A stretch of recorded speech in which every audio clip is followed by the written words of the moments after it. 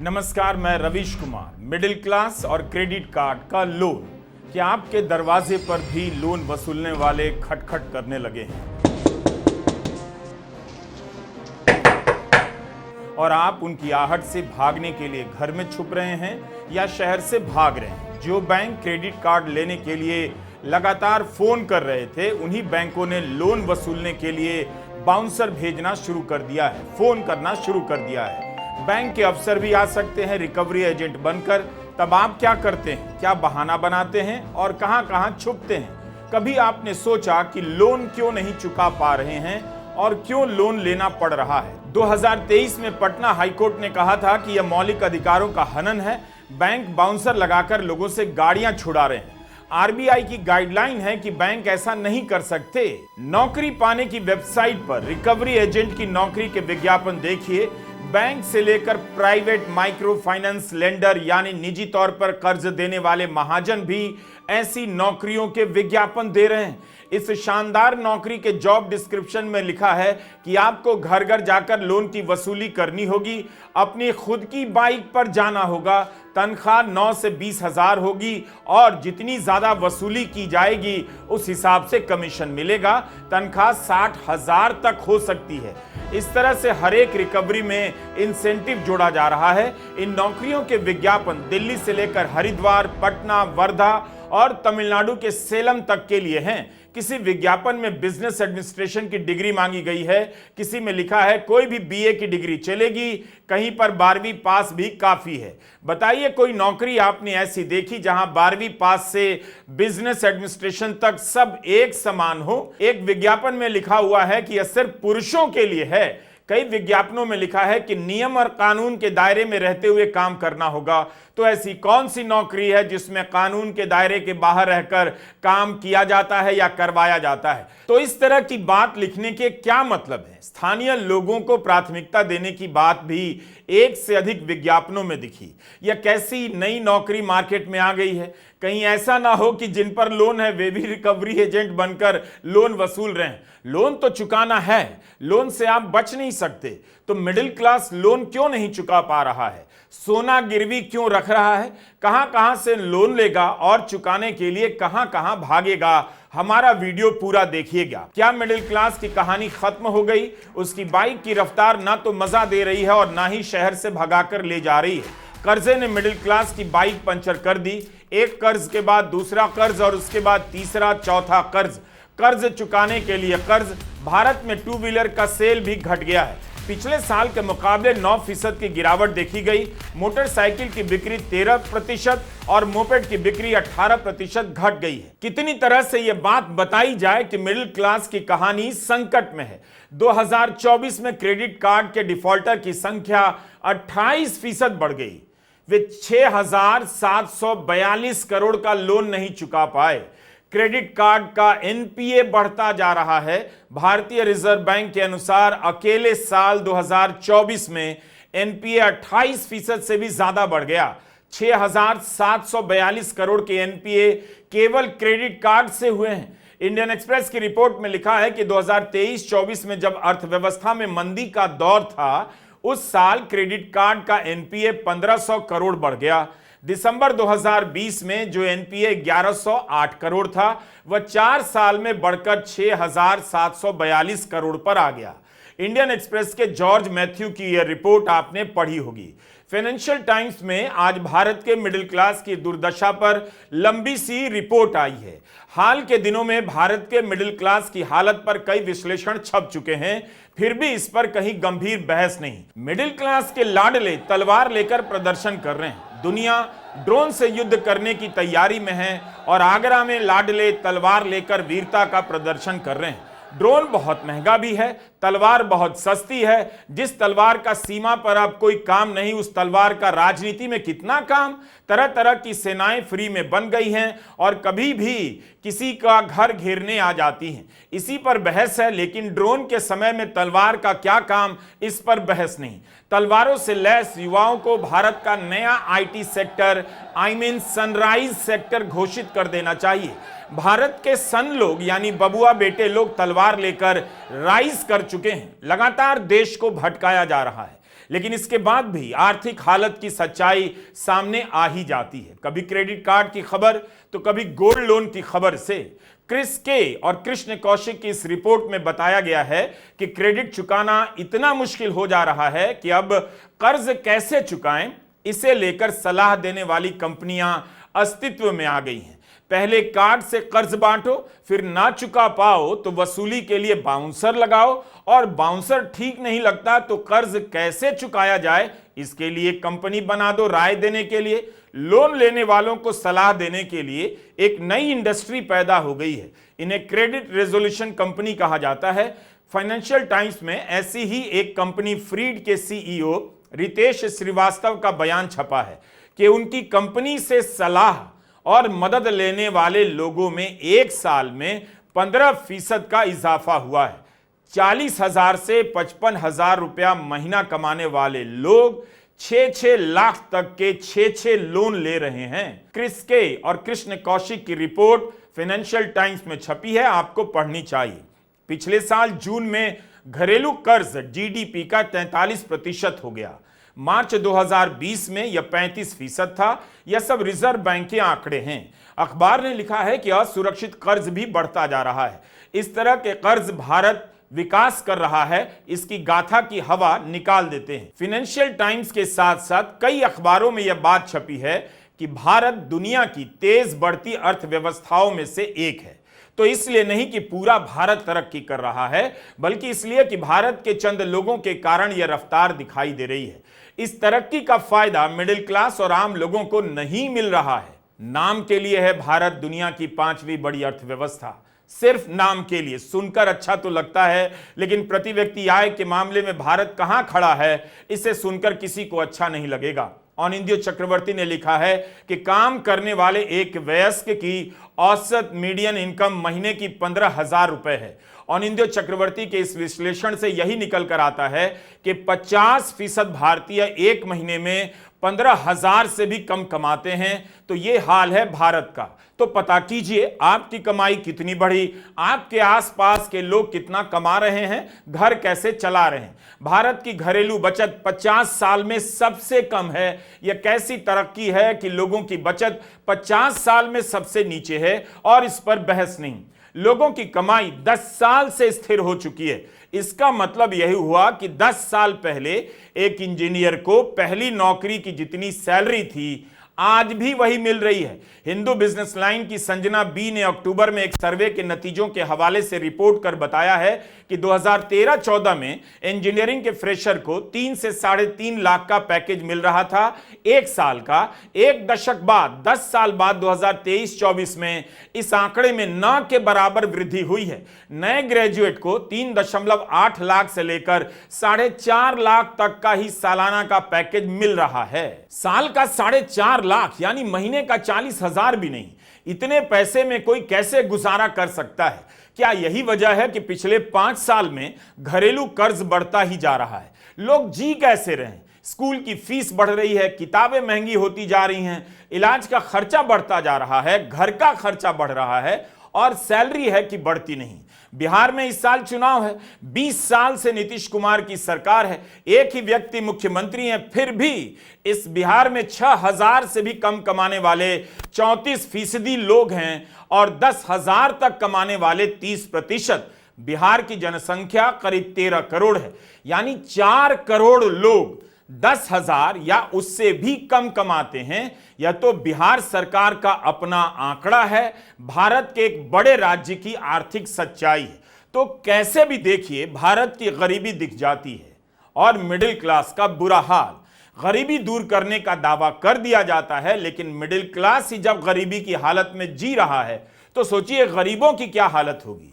World inequality database के अनुसार भारत की 80% आबादी के पास जितनी संपत्ति है, उतनी संपत्ति केवल 10% अमीरों के पास है। मतलब 80% लोगों के पास कुछ खास है नहीं, उनकी आमदनी बहुत कम है। 122 नंबर पर आता है भारत प्रति व्यक्ति आय के मामले में दुनिया में। 197 देशों में 122वें नंबर पर, अमेरिका 10वें स्थान पर है। भारत के मुख्य आर्थिक सलाहकार वी अनंत नागेश्वरन ने 2023-24 में आर्थिक सर्वे पेश करते हुए कहा था, भारत का नॉमिनल प्रति व्यक्ति आय $2,481 है, जो एक साल में भारतीय मुद्रा में करीब 2,12,000 होता है। थाईलैंड का नॉमिनल प्रति व्यक्ति आय भारत से कहीं ज्यादा $7,182 है और श्रीलंका का भी भारत से ज्यादा है $3,672 प्रति व्यक्ति आय। नॉमिनल प्रति व्यक्ति आय के मामले में भारत दुनिया में 122वें नंबर पर है। भारत के मुख्य आर्थिक सलाहकार ने तब कहा था कि सरकार का लक्ष्य है कि 2047 तक नॉमिनल प्रति व्यक्ति आय करीब 15 लाख तक पहुंच जाए। 15 लाख तो आज तक नहीं आया, लेकिन 15 लाख प्रति व्यक्ति आय होने का सपना दिखाया जा रहा है। पिछले 10 साल में कमाई बढ़ी नहीं, लेकिन 2047 का सपना परोस दिया गया है। तो यह कैसी अर्थव्यवस्था है कि केवल अमीर ही अमीर होते जा रहे हैं, बाकी मिडिल क्लास लोन में डूबता जा रहा है और लोन चुकाने के डर से भागता जा रहा है। मिडिल क्लास के पास लोन चुकाने के रास्ते कम होते जा रहे हैं। नौकरी खोज सकते हैं, मिल नहीं सकती, और मिल जाती है तो सैलरी कम होती है। जिनकी नौकरी है सैलरी बढ़ती नहीं। महंगाई इतनी है कि खर्चे का बजट डबल हो गया और शौक इतना बिगड़ गया कि दिखावे के लिए लोन पर लोन बढ़ता गया। रिजर्व बैंक ने ही सर्वे किया है और इस सर्वे का अध्ययन कर हिंदू डेटा सेंटर ने एक रिपोर्ट प्रकाशित की है। इसके अनुसार शहरों में 23.3% लोग मानते हैं कि एक साल पहले जो कमाई थी वो अब घट गई है। गांव में 29% लोग यही बात कहते हैं। 90% लोग मानते हैं कि एक साल पहले जो कीमत थी वो अब बढ़ गई है। मार्च 2024 की तुलना में मार्च 2025 में ज्यादा खर्चा होने लगा है। 80% से ज्यादा लोगों ने ऐसा कहा है। तो सारे आंकड़े बता रहे हैं कि लोगों की कमाई बढ़ नहीं रही, लेकिन तब भी जीएसटी लगाने का नया नया रास्ता खोज लिया जाता है। मिडिल क्लास पर महंगाई आलू और प्याज के रास्ते कहर नहीं बर पा रही। महंगाई ने चौतरफा हमला कर दिया है। जाहिर है मिडिल क्लास क्रेडिट कार्ड से लोन लेकर सोना गिरवी रखकर गुजारा चला रहा होगा। आप नहीं कह सकते कि मिडिल क्लास पैसा उड़ा रहा है, क्योंकि डेटा ऐसा नहीं कहता। अगर पैसा उड़ा रहा होता तो बाजार में चीजें बिक रही होती और उपभोग का आंकड़ा बढ़ने लग गया होता। ऐसा नहीं है, जबकि जरूरी चीजों का ही खर्चा पूरा करने के लिए लोग लोन में डूबे जा रहे हैं। बिजनेस स्टैंडर्ड में आदिरा वरियर की एक रिपोर्ट है। एक साल में बैंकों के गोल्ड लोन पोर्टफोलियो में 71% से अधिक की वृद्धि हुई है। इस आंकड़े से पता चलता है कि एक साल में बैंक ने लोगों से सोना लेकर कितना लोन दिया। दिसंबर 2023 के मुकाबले दिसंबर 2024 में गोल्ड लोन की मात्रा में 71% की वृद्धि हो गई। उससे एक साल पहले इसमें मात्र 17% की बढ़ोतरी हुई थी। तो 2022 से 2024 के बीच क्या हो गया कि लोग सोना गिरवी रखकर लोन लेने लगे, क्योंकि अब उनकी सैलरी के दम पर और लोन नहीं मिल सकता था और लोन नहीं चुकाने के कारण नया लोन मुश्किल होता जा रहा होगा।